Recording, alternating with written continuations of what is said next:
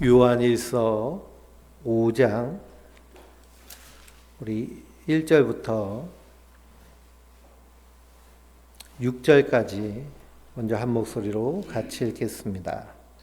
예수께서 그리스도이심을 믿는 자마다 하나님께로부터 난 자니 또한 낳으신 이를 사랑하는 자마다 그에게서 난 자를 사랑하느니라. 우리가 하나님을 사랑하고 그의 계명을 지킬 때에 이로써 우리가 하나님의 자녀를 사랑하는 줄을 아느니라. 하나님을 사랑하는 것은 이것이니 우리가 그의 계명을 지키는 것이라. 그의 계명들은 무거운 것이 아니로다. 무릇 하나님께로부터 난 자마다 세상을 이기느니라. 세상을 이기는 승리는 이것이니 우리의 믿음이니라. 아멘. 할렐루야. 우리가 요한일서 말씀을 함께 나누고 있습니다. 하나님은 사랑이시죠. 그래서 그리스도인들, 하나님의 그 사랑인 십자가로 말미암아 구원받은 성도들은 이 땅에서의 사는 삶의 방식이 있는데요. 그 제1원칙이 뭘까요? 사랑이에요. 사랑. 그래서 우리가 4장 1절 말씀 보면 사랑하는 자들아 뭘 다 믿지 말라고 그래요? 영들을 다 믿지 말고 오직 영들이 하나님께 속하였나 분별하라 라고 하십니다. 많은 거짓 선지자가 세상에 나왔습니다. 그러면 이 영은 어디에 담겨져 있을까요? 영은 육에 담겨져 있죠. 그러니 영들을 믿지 말라라는 말, 다 믿지 말고라는 말씀은 무엇을 다 믿지 말라는 거예요? 사람을 다 믿지 말라는 거예요. 그 육체의 그릇 안에 담겨져 있는 것이 정말 하나님의 영인지 그렇지 않은지 우리는 어떻게 해야 될까요? 분별해야 돼요. 요한계시록 읽어보면 아시아의 6교회에 예수님께서 편지를 보내시는데요. 그 중에 제일 먼저 편지를 받은 교회가 에베소 교회잖아요. 이 에베소 교회가 칭찬받은 일이 무엇이냐 하면 자칭 사도라 하되 아닌 자들을 시험하여 그의 거짓된 것을 드러낸 것은 칭찬을 받아요. 그러니 우리가 아무거나 막 믿어대서는 안 돼요. 이것이 정말 하나님 말씀 가운데 있는지 분별해야 돼요. 요한계시록에 대한 계시록, 종말에 대한 많은 가르침들이 있는데요. 그것도 성경에 정확하게 말씀하고 있는지 분별하고 알아야 돼요. 그러니 주일날도 말씀드렸지만 천국에 내 집이 있고 네 집이 있다 이런 집 얘기하는 건 다 뭐예요? 성경에 없는 얘기예요. 하나님 나라 천국이 빈부격차가 있다라고 한다면 그건 하나님 나라가 아닌 거예요. 그리고 하나님 나라에서 내가 너보다 더 높은 자리에 앉아서 갑의 위치에서 갑질하고 싶다. 그러면 그 사람은 하나님 나라에 합한 자가 아니에요. 하나님 나라는 하나님 안에서 만민이 다 그리스도 안에서 하나가 돼서 기뻐하고 감사하는 나라가 하나님 나라예요. 높고 낮음이 없어요. 그런데 우리가 사는 이 세상은요. 고대로부터 빈부격차, 계급의 차이, 그러니 계급이란 것이 없어지는 조선시대만 해도 산업공상으로 해서 계급주의 사회였잖아요. 근데 민주주의화되면서 계급이 사라졌는데도 자꾸만 뭘 만들어요? 계급을 만들어요. 그래서 뭐 금수저, 흙수저, 노수저, 은수저, 수저로 계급을 만들기도 하고, 가방끈 뭐 다 계급화시키려고 하는.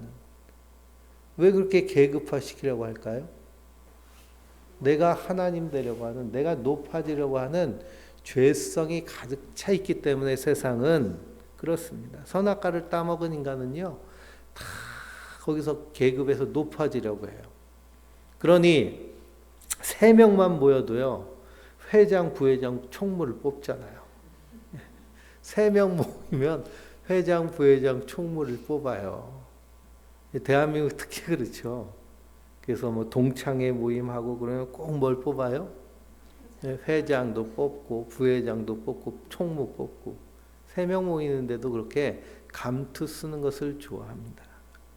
그게 다 인간의 죄성. 선악과를 따먹은 인간은 하나님이 주인이시면 되는데요. 주인 자리에 계속 오르고 싶어하는 그 욕심들 때문에 하나님의 원수된 줄 믿습니다. 그러니 영들을 다 믿지 말라는 것은 무엇을 믿지 말라는 거예요? 사람을 다 믿지 말라는 거예요. 사람을. 그래서 사도 바울은 디모데 서를 읽어보면 너희에게 말씀을 가르치는 자의 결말을 유심히 살펴보라고 그러잖아요. 결말을. 정말 저 사람이 끝까지 예수 믿고 있는가. 그래서 이단이라는 단어에는 달을 이자 끝단자를 쓰잖아요. 똑같이 비슷하게 나가는데 어디서 결판이 나요? 끄트머리에서 결판이 나는 거예요. 그러니 그리스도는 끝까지 인내의 믿음을 지키는 자들인 줄 믿습니다. 그래서 빌라델피아 교회가 칭찬을 받았는데 무엇을 지켜서 칭찬을 받았어요? 인내의 말씀을 지켜서 그랬어요. 작은 능력을 가지고 있지만 끝까지 말씀 붙잡고 참고 견디며 믿음으로 섰다는 겁니다. 그러니 그리스도인들도 그 믿음으로 서는 자들이에요. 그러니 하나님의 영이 임한 자는 어떤 사람이냐? 예수 그리스도를 나의 주 나의 하나님으로 신하며 그 예수님이 말씀하시는 대로 사는 거예요. 예수님이 우리에게 주신 계명이 있어요. 그 계명이 뭘까요? 예수님이 우리에게 주신 계명이 내가 너희에게 새 계명을 주느니 서로 사랑하라 라는 계명입니다. 서로 사랑하라.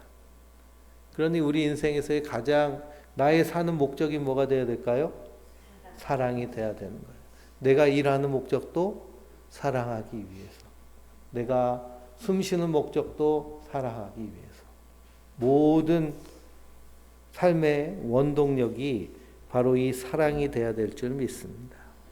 근데 우리가 수십 년 신앙생활을 해도 이게 잘 안 되잖아요. 그렇죠? 사도 바울도 그게 잘 안 되기 때문에 무엇이라 고백할까요? 나는 날마다 죽노라 고백합니다. 오늘 사랑에 실패했어도 내일 다시 사랑을 시작하면 되는 거예요. 그리스도인의 삶의 원리는 어제 사랑을 실패했어도 오늘 어떻게 하면 돼요? 오늘 다시 사랑하는 거예요. 포기하고 낙심하는 자들이 아닙니다. 그래서 4장 16절 말씀에도 사랑 안에 두려움이 없고 온전한 사랑이 두려움을 내쫓나니 라고 말씀하고 있습니다. 사랑 안에 두려움이 없어요.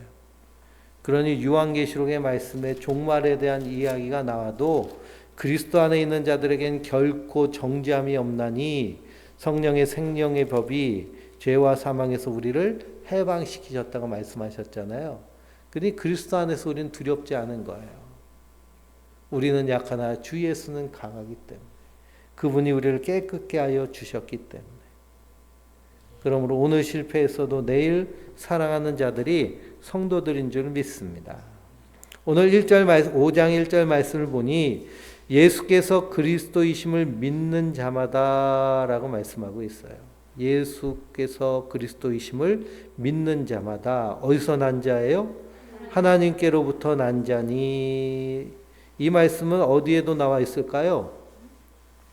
요한복음에도 나와 있죠. 영접하는 자, 곧 그 이름을 믿는 자들에게는 하나님의 자녀가 되는 권세를 주셨으니 이는 혈통으로나 육정으로 나지 아니하고 하나님의 뜻에 따라 난 자들이니라 라고 말씀하고 있습니다.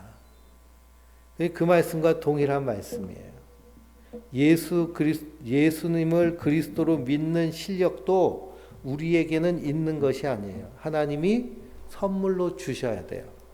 그래서 에베소 2장을 한번 보실까요? 에베소서 2장. 에베소서 1장과 2장은 우리가 달달 외워도 괜찮을 정도로 중요하고 좋은 말씀인데요. 1절 2절을 읽어보겠습니다.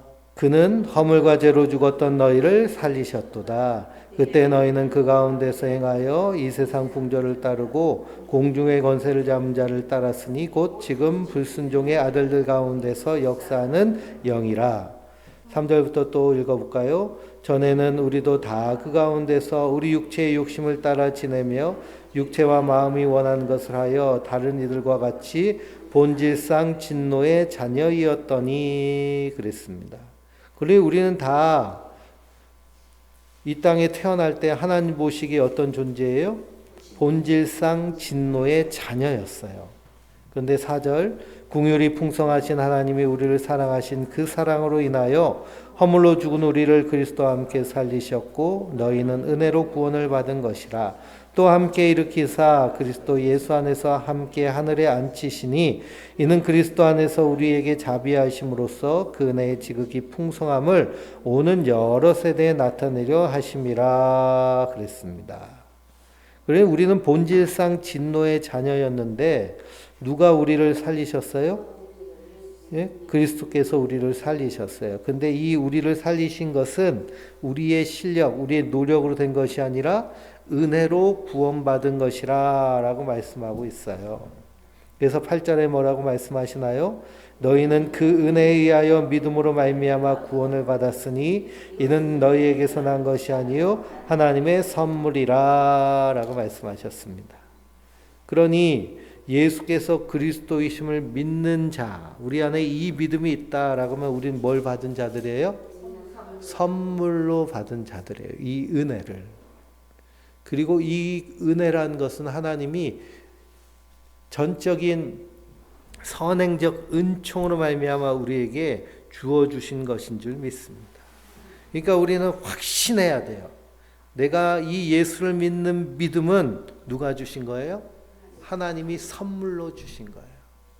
우리는 그 받은 선물을 잘 뜯어봤더니 거기에 예수님의 십자가가 보여서 그 십자가를 붙잡고 십자가를 나의 인생의 그런 방향으로 삼고 사는 자들, 바로 우리 그리스도인들인 줄 믿습니다.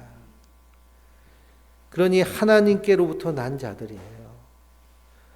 또한 낳으신 이를 사랑하는 자마다 그에게서 난 자를 사랑하시니라 라고 말씀하고 있는데요. 낳으신 이를 사랑하는 자마다 그에게서 난 자를 사랑한다는 말은 무슨 말일까요?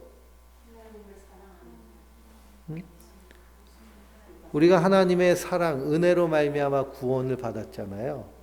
그래서 우리는 하나님을 사랑하죠. 그러면 그 하나님을 사랑하는 자는 또 그에게 하나님에게서 난 자는 또 누굴까요? 우리 성도들이에요. 성도들. 네. 그러니 예수께서 그리스도이심을 믿는 자마다 하나님께로부터 난 자인데 또 그 낳으신 이 하나님을 사랑하는 자마다 그에게서 난 자를 사랑하는 거예요. 예수님을 사랑하고 그리고 함께 그리스도인 된 성도들, 이웃을 사랑하게 되는 줄 믿습니다. 그래서 예수님께서 우리에게 새 계명을 주신 것이 서로 사랑하라는 계명을 주셨잖아요. 그래서 요한 사도를 사랑의 사도라고 얘기해요. 예수님의 그 십자가의 사랑을 가장 잘 이해하고 그 안에 담겨져 있는 하나님의 깊으신 그 사랑을 알아서 그 사랑을 증거하기 위해서 전한 복음서가 요한복음이고 서신서가 요한서신이고 그리고 묵시서가 요한계시록입니다. 요한계시록에서도 무엇을 발견해야 될까요? 하나님의 사랑, 그리스도 안에서 우리 성도들을 사랑하는 그 사랑하심. 그 사랑하심으로 말미암아 세상을 어떻게 하시는 거예요? 심판하고 구원해 내시는 거예요. 그냥 이 땅에 버려두시는 것이 아니라 그 심판 가운데서 구원하시고 새하늘과 새 땅으로 우리를 인도하여 주시는 줄 믿습니다. 그러니 2절에 우리가 하나님을 사랑하고 그 계명을 지킬 때 이로써 우리가 하나님의 자녀를 사랑하는 줄을 아느니라 그랬습니다. 우리가 하나님을 사랑한다 하면서 그리스도인들 우리 성도 안에서 사랑을 이루지 못하면 그건 하나님의 사랑이 아닌 거예요. 하나님을 사랑한다면 반드시 그 사랑은 내 주변에 있는 사람을 향하여서 흘러가게 되어 있습니다. 3절에 하나님을 사랑하는 것은 이것이니 우리가 그의 계명을 지키는 것이라. 그의 계명은 딱 하나잖아요. 서로 사랑하라는 계명이에요. 그래서 그의 계명들은 무거운 것이 아니로다라고 그랬어요. 이스라엘 백성들, 유대인들은 12살이 되면 성년식을 하거든요. 그러면 회당에 가가지고 그 랍비와 그리고 회당에 있는 마을 사람들 공동체 앞에서 이렇게 선언을 해요. 내가 이 짐을 지겠습니다. 이 짐이란 율법의 짐이에요. 율법의 짐을 지겠다는 거예요. 근데 예수님은 그들 향해서 뭐라고 하셨어요? 수고하고 무거운 짐 진 자들아 다 내게로 오라. 내가 너희를 쉬게 하리라 라고 하셨어요. 그러니 신앙생활할 때 율법주의에 빠지면 그것은 무거운 짐이 돼요. 그러니 주의 성수 11조 예배 참석하고 봉사활동하고 뭐 하는 뭐 신앙적인 모든 활동이 율법주의, 내가 이걸 해서 하나님한테 인정받아서 천국 가야 돼라고 하면 이건 자기 의가 될 뿐만 아니라 그 무거운 짐이 돼요. 그러니 이거 안 하면은 무섭고요. 이거 안 하면 하나님한테 혼낼 것 같고 하나님이 심판하실 것 같고 그러니 11조 떼어먹고서는 하나님이 벌 주실 것 같아서 벌벌 떨면 그거는 하나님의 사랑에 감사해서 드리는 거예요? 안 그럼 율법주의적으로 드리는 걸까요? 율법주의적으로 드리는 거예요. 사랑에 감사해서 해야 되는데요. 그러니 그의 계명이 무거운 것이 되는 것은 율법처럼 지킬 때 그렇습니다.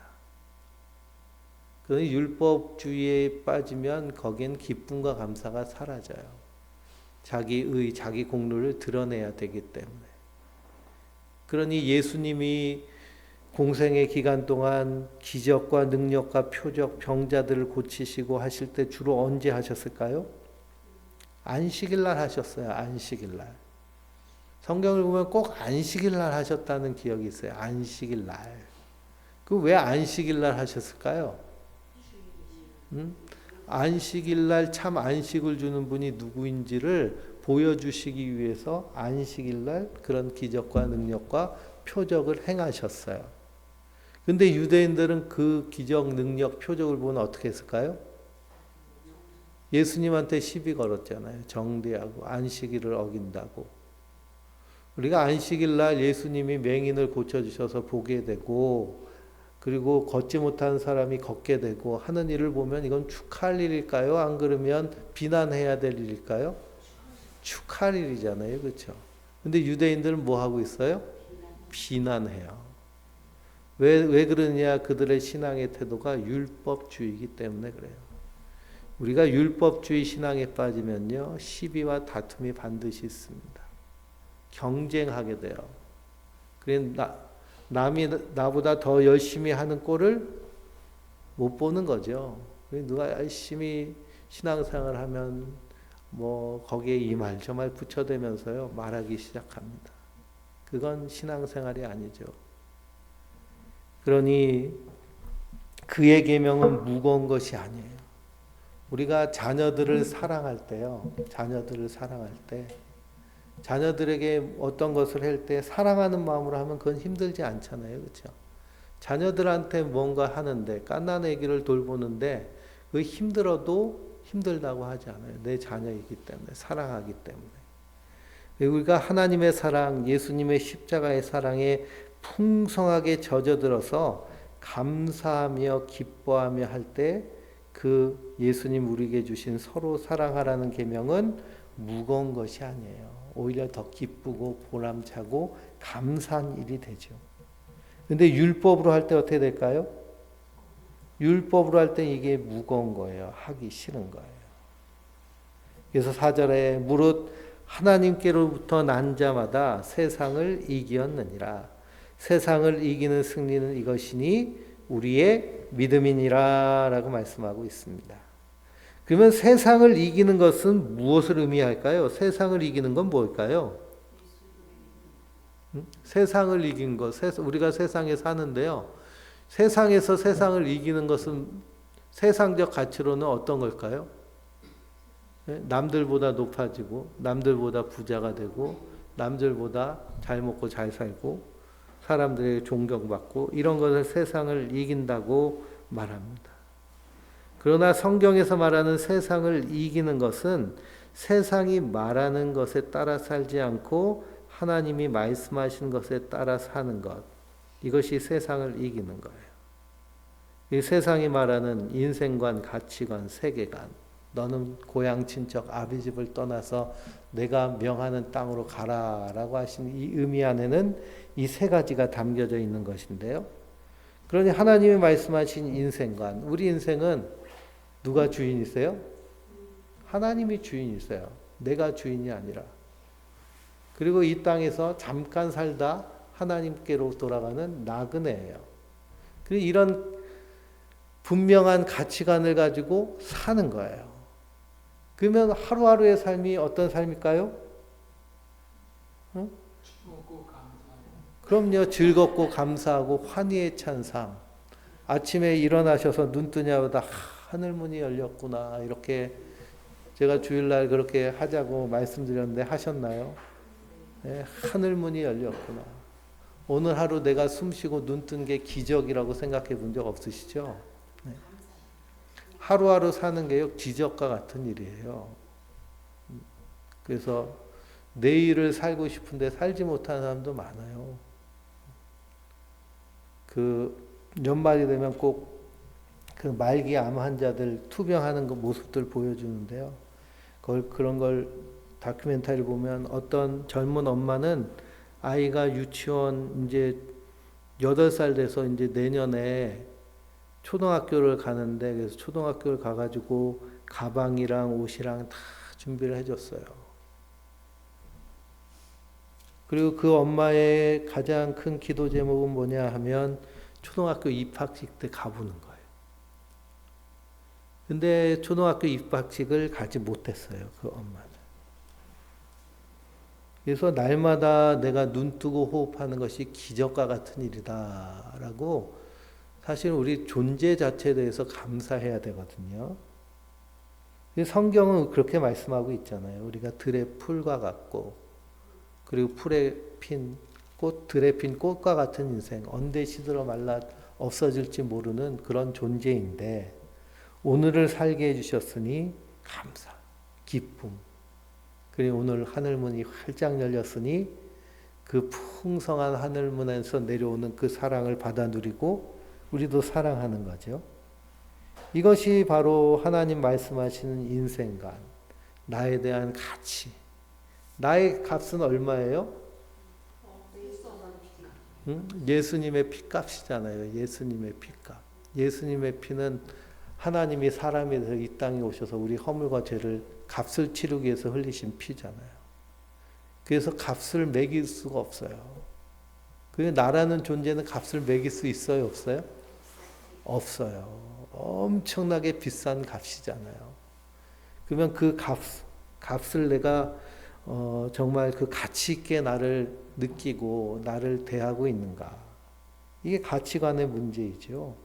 세계관도 마찬가지예요. 이 세상이 막 엉망진창처럼 보이지만 결국 하나님께서 말씀하시는 데 될 것을 믿고 우리는 내일 지구가 멸망할지라도 종말이 올지라도 한 그루의 사과나무를 심는 거죠. 사과나무를. 그런 믿음으로 사는 것이 바로 세상을 이기는 것인 줄 믿습니다. 이게 우리의 믿음이에요. 예수 믿는 믿음 안에서 우리가 굳게 서 있을 때요, 이 인생관, 가치관, 세계관이 완전히 세상 사람들과 다릅니다. 왜 세상 사람들은 어떻게 살아요? 그냥 자기 호주머니에 뭔가 집어넣으려고, 조금이라도 더 가지려고 욕심부리고 또 허무한 데다가 자기 시간과 생명을 다 들여버리는 세상이 우리가 살고 있는 세상입니다. 이게 다 에베소서 2장의 본질상 진노의 자녀의 모습 가운데 세상 풍조를 따르고 공중권세자를 따르는 모습이잖아요. 지금 불순종하는 아들들 가운데 역사하는 영이라.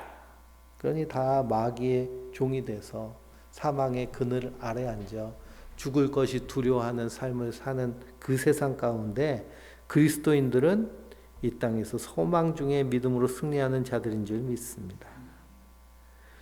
그러니 5절에 예수께서 하나님의 아들이심을 믿는 자가 아니면 세상을 이기는 자가 누구냐라고 말씀하십니다. 그리고 우리가 예수님을 믿는다라는 것은 단순한 문제가 아니에요. 내 전 존재 자체가 중심이 바뀌는 그런 문제입니다. 그래서 우리가 공부를 할 때 코페르니쿠스적인 변화라고 얘기하거든요. 그전에는 천동설, 전체가 지구를 중심으로 해서 돈다고 그랬는데 이제 지동설이 나오면서 태양을 중심으로 지구가 돈다. 완전히 틀이 바뀌는 거거든요. 인생의 삶의 틀이 바뀌는 것이 예수께서 하나님의 아들이심을 믿는 자라는 거예요. 그 사람이 세상을 이길 뿐만 아니라 그 사람은 세상을 이길 수밖에 없습니다. 왜냐? 세상이 말한 방식대로 살지 않기 때문에. 근데 그런 사람은 누가 붙잡고 계세요? 하나님이 콕 붙잡고 계시잖아요. 하늘문이 활짝 열려 있잖아요. 야곱이 형을 피해서 바단 아람으로 도망갈 때의 모습은 사방으로 다 에워싸서 돌파구가 없는 모습이에요. 근데 하나님이 어떻게 해주셨어요? 하늘문을 열어놓으시잖아요. 요셉 같은 경우를 보세요. 요셉. 어디서 살구멍이 나오겠습니까? 근데 하나님이 열어주시잖아요. 그래서 세상을 이기는 거예요. 하나님이 붙잡고 계셔서 형통케 하여 주시는 줄 믿습니다. 그러니 하늘문이 활짝 열리는 그 모습을 아침마다 봐야죠. 아유, 오늘도 눈 떴네. 그러면 비극입니다. 오늘도 내게 생명 주셔서 하늘문을 여시고 하나님의 일을 이루실 것을 믿습니다 하고 우리가 진실로 나에게 강력하게 믿고 주장하면 즉각적이고 절대적인 효과가 있습니다. 이 텔로미어 길이가 많이 줄어든 사람도요, 자기의 삶의 태도를 바꾸고 자기 안에서의 이 셀프톡을 완전히 바꾸면 효과가 나타난대요. 언제부터 효과가 나타나느냐 하면 3개월쯤 계속하면 효과가 나타난대요.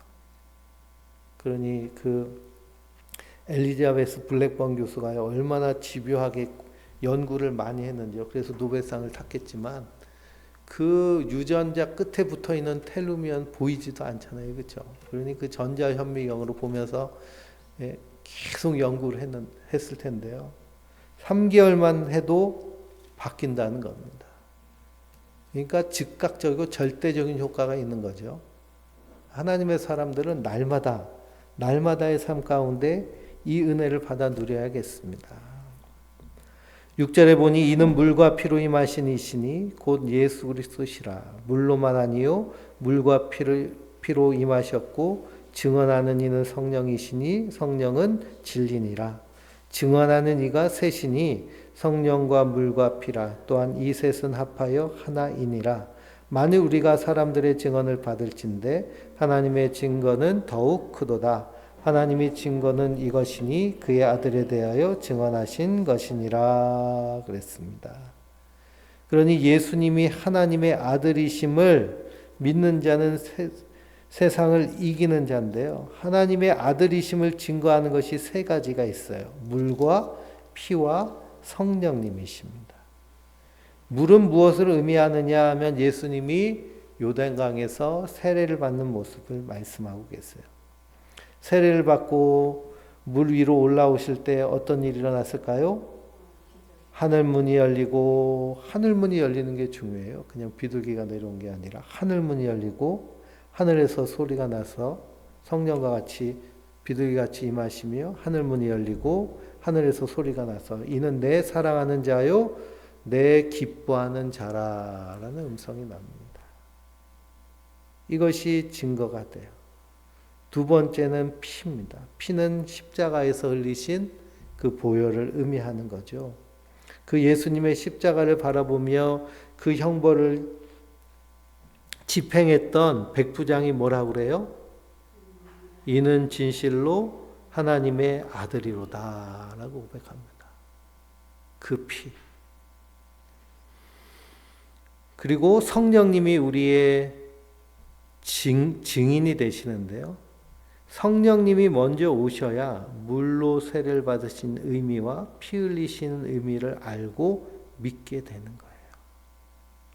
그러니 사람의 증언뿐만 아니라 물과 피와 성령이 증거가 되셔서 그래서 그분이 하나님의 아들이라는 것을 증거하고 있습니다.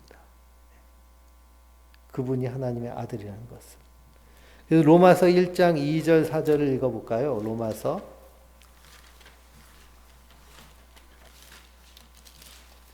1장 2절에서 4절입니다.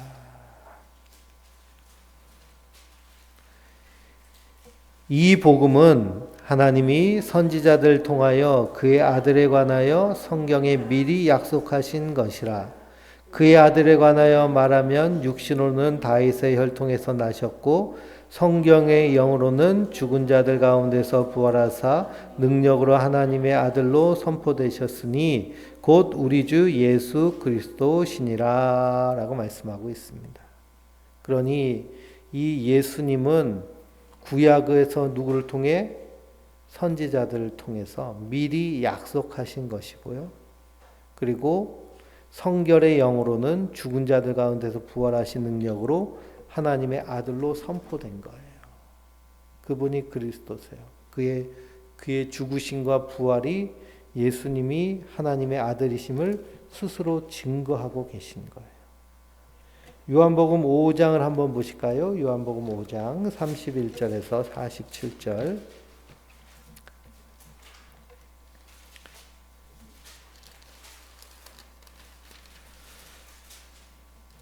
31절에서 47절입니다. 내가 만일 나를 위하여 증언하면 내 증언은 참되지 아니하되 나를 위하여 증언하신 이가 따로 있으니 나를 위하여 증언하시는 그 증언이 참인 줄 아노라. 너희가 요한에게 사람을 보내어 요한이 진리에 대하여 증언하였느니라. 그러나 나는 사람에게서 증언을 취하지 아니하노라. 다만 이 말을 하는 것은 너희로 구원을 받게 하려 함이니라. 요한은 켜서 비추는 등불이라. 너희가 한때 그 빛을 즐거이 잊기를 원하였거니와 내게는 요한의 증거보다 더 큰 증거가 있으니 아버지께서 내게 주사 이루게 하시는 역사 곧 내가 하는 그 역사가 아버지께서 나를 보내신 것을 나를 위하여 증언하는 것이요 또한 나를 보내신 아버지께서 친히 나를 위하여 증언하셨느니라. 너희는 아무 때에도 그의 음성을 듣지 못하였고 그 영상을 보지 못하였으며 그 말씀이 너희 속에 거하지 아니하니 이는 그가 보내신 이를 믿지 아니함이라. 너희가 성경에서 영생을 얻는 줄 생각하고 성경을 연구하거니와 이 성경 곧 나에게 대하여 증언하는 것이니라. 그러나 너희가 영생을 얻기 위하여 내게 오기를 원하지 아니하는도다. 나는 사람에게서 영광을 취하지 아니하노라. 아멘. 그러니 예수님은 스스로 자신이 하나님이고 하나님의 아들이라는 것을 증거하신 것이 아니고요. 하나님이 하시는 일을 통해서 그분이 하나님의 아들이라는 것을 증거하십니다. 그래서 예수님의 기적과 능력과 표적은 결국 그것은 단순히 병을 고치는 기적, 그리고 무리를 걷는 기적으로 끝나는 것이 아니고요. 이 세상을 창조하신 창조의 주인이 누구인가를 보라는 겁니다. 그래서 바람과 바다, 풍랑이는 배에서 주무시는 예수님을 제자들이 깨우잖아요. 주여 우리가 죽게 됐습니다. 막 파도가 불고 풍랑이 쳐요. 그랬더니 예수님이 뭐라고 해요? 바람과 바람을 향해서 잠잠케 하십니다. 그리고 믿음이 없는 자가 왜 의심하느냐 하세요. 하나님이 여기 타고 있는데 뭐 파도 친다고 겁내냐 이 말씀이죠. 그때 제자들이 이렇게 말합니다. 바람과 바다를 잔잔케 하시는 이가 누구신가? 그분이 하나님이시라는 거예요. 십자가에 달려 죽으시고 부활하신 이가 누구신가? 그분이 하나님이시라는 거죠.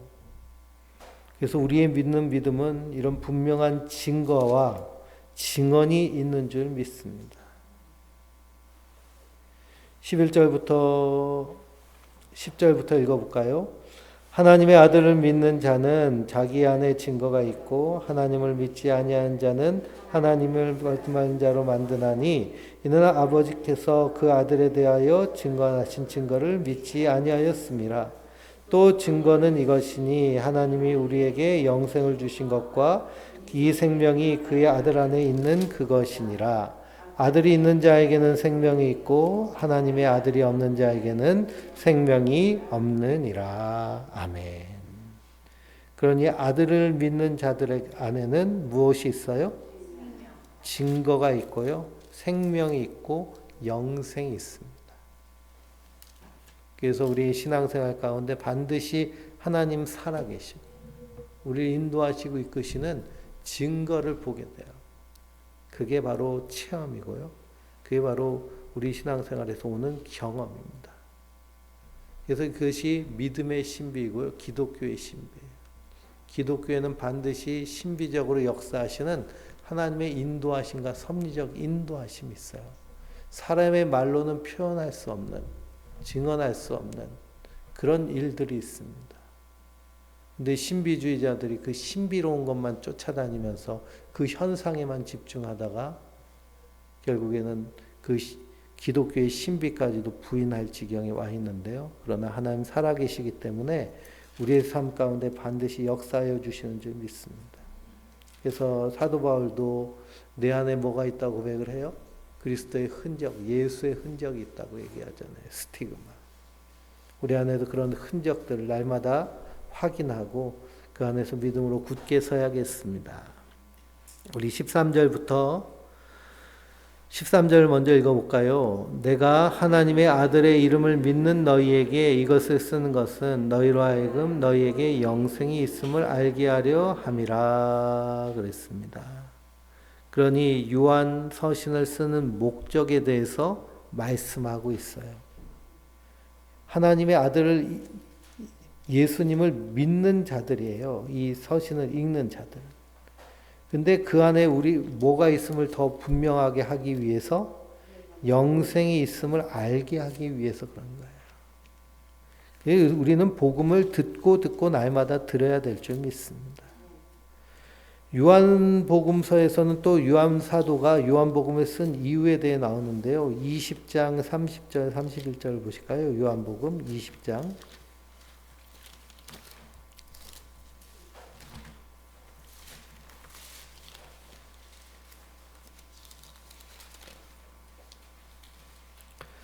30절, 31절. 예수께서 제자들 앞에서 이 책에 기록되지 아니한 다른 표적도 많이 행하셨으나 오직 이것을 기록함은 너희로 예수께서 하나님의 아들 그리스도이심을 믿게 하려 함이요 또 너희로 믿고 그 이름을 힘입어 생명을 얻게 하려 함이니라 라고 그랬습니다. 이게 요한복음 복음서를 쓴 사도 요한의 목적인 거예요. 그러니 예수 그리스도를 더 굳게 의지할 때 우리 안에 영원한 생명이 능력으로 역사하여 주시는 줄 믿습니다. 그래서 다시 14절 읽어볼까요? 그를 향하여 우리가 가진 바 담대함이 이것이니 그의 뜻대로 무엇을 구하면 들으심이라 그랬습니다. 그의 뜻대로 무엇을 구하면 들으세요. 그 예수님의 뜻대로 우리가 구해야겠죠. 예수님도 먼저 그의 나라와 그의 의를 구하라. 그리하면 이 모든 것을 너희에게 더하여 주시리라 라고 하셨습니다. 그래서 하늘에 계신 우리 아버지여 이름이 거룩히 여김을 받으시오며 나라가 임하시오며 뜻이 하늘에서 이루어진 것 같이 땅에서도 이루어지리이다 라고 하는 이 하나님을 향한 기도 안에서는 하나님의 명예, 하나님의 통치, 하나님의 사역에 대한 기도가 나옵니다.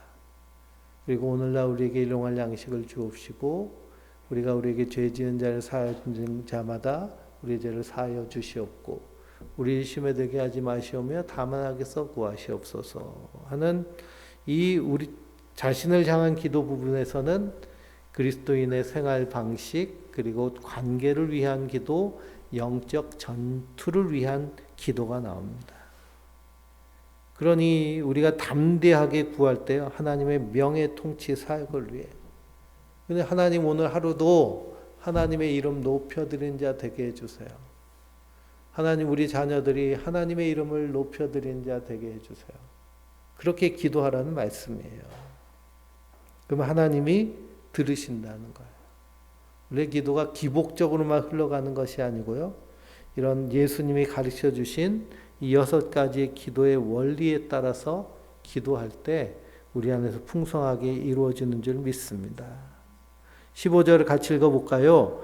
우리가 무엇이든지 구하는 바를 들으시는 줄을 안즉 우리가 그에게 구한 그것을 얻는 줄 또한 아느니라 그랬습니다. 무엇을 구하는 바, 무엇을 구하든 하나님이 어떻게 하신대요? 들으신다는 거예요. 그리고 우리가 기도할 때 어떤 마음을 가지고 기도해야 될까요? 하나님이 들으신다는 굳건한 믿음을 가지고 기도하는 거예요. 빈약한 믿음, 의욕에 가득한 기도. 기도할 이유가 없습니다. 우리 기도는요, 강력하고 그리고 즉각적인 능력이 있어요. 하나님 들으시기 때문에. 기도할 때 우리가 조금 더 의심하지 말고 굳건하게 하나님을 향해서 주장하고 나 자신을 향해서 주장해야 될 줄 믿습니다. 16절 볼까요? 누구든지 형제가 사망에 이르지 아니하는 죄 범하는 것을 보거든 구하라. 그리하면 사망에 이르지 아니하는 범죄자들을 위하여서 그에게 생명을 주시리라.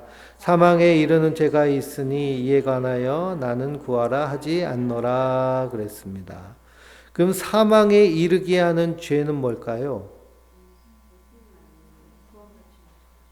욕심이 잉태하여 죄를 낳고 죄가 장성하여 사망에 이른다고 그랬는데 사망에 이르게 하는 죄가 있다고 말하고 있어요. 그건 이제 요한 서신서의 그런 문맥을 쭉 살펴보면 알겠죠. 사망에 이르게 하는 죄는 예수님을 부인하게 하는 죄. 거짓 교사들, 거짓 선지자들, 거짓 영들이 적 그리스도가 전하는 그 거짓 복음을 듣고 예수님을 부인하는 죄를 의미합니다. 그러니 그 사람들을 위해서는 기도하지 말라는 거죠. 그것 말고는 다 무엇이든지 다 구하라는 거예요. 그래서 모든 불의가 죄로 돼 사망에 이르지 아니하는 죄도 있도다 라고 말합니다. 18절부터 읽어볼까요? 하나님께로부터 난 자는 다 범죄하지 아니하는 줄 우리가 아노라. 하나님께로부터 그를 지킴심에 악한 자가 그를 만지지도 못하느니라. 또 아는 것은 우리는 하나님께 속하고 온 세상은 악한 자 안에 처한 것이며 또 아는 것은 하나님의 아들이 이르러 우리에게 지각을 주사 우리로 참된 자를 알게 하신 것과 또한 우리가 참된 자 곧 그의 아들 예수 그리스도 안에 있는 것이니 그는 참 하나님이시요 영생이시라. 자녀들아 너희 자신을 지켜 우상에게서 멀리하라 그랬습니다. 결국 이 우상은 이제 세상이 주는 모든 탐심을 얘기해요. 세상 안에 살고 있지만 세상 속에서 누구랑 동행하는 자가 예수님과 동행하는 자가 그리스도인들입니다. 그래서 우리로 범죄하게 하는 것들이 있어요. 근데 그 안에서도 그리스도인들은 구별된 삶을 사는 거죠. 그래서 롯이 소돔성에 살지만 소돔성에서도 나름대로 구별된 삶을 살려고 노력을 했습니다. 그래서 그 아브라함이 이 소돔성을 위해 기도할 때 롯은 구원을 받잖아요. 그렇죠? 아브라함의 기도도 있지만 롯도 그 세상 가운데 살면서 거기에 완전히 미혹되지 않은 거예요. 그리스도인들의 위치가 그렇습니다. 그래서 우리가 세상 사람들보다 더 높은 그런 도덕성과 윤리의식을 가지고 살아야 돼요. 그리고 높은 차원의 그런 도덕성과 윤리의식을 가지고 있는 사람은 자기 자신에 대한 존중감이 매우 큽니다. 그래서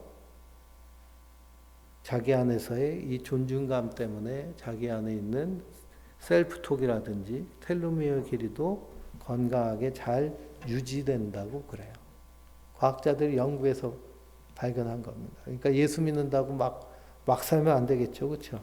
내가 예수 믿는 하늘문이 열린 사람이기 때문에 더 이 땅에서 정직하게, 더 이 땅에서 도덕적이고, 더 이 땅에서 손가락질 받은 것이 아니라 존경받을 만한 그런 인격을 소유하며 살아야 될 줄 믿습니다. 그때 우리의 육체의 모든 세포까지도 함께 수준이 높아지는 거예요. 그래서 빌립보서를 보면 너희 관용을 세상 사람들이 알게 하라고 그러잖아요. 그 수준 높은 도덕성, 윤리관, 그리고 가치관, 세상과는 다른 그 구별된 거룩한 모습.